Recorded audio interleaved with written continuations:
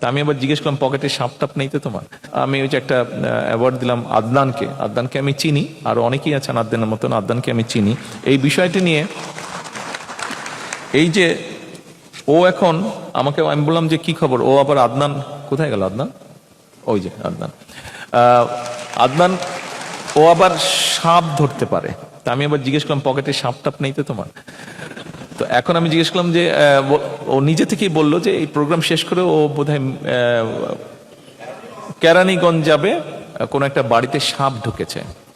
এই জন্য আমি কথাটি বলছি যে মাত্র যেটা বললাম যে পশু পাখি সবকিছু একটা বিপন্ন অবস্থার মধ্যে চলে গিয়েছে। এই যে বন টন সব উজাড় হয়ে যাওয়াতে সব জায়গায় যে মানুষ দখল করছে, বাসা বাড়ির ভিতরে কেন সাপগুলো ঢুকছে। আমি প্রায় বছরখানেক আগে ওর সাথে কথা বলছিলাম, তখন আমি দেশে আসিনি, তখন লন্ডনে ছিলাম। তো ও বললো যে ভাইয়া এই জন্য ঢুকছে। আমরা যে ঘর বাড়িতে 9 তলা, মিরপুরের কোন এক 9 তলা বাড়ি থেকে সে সাপ বের করেছে।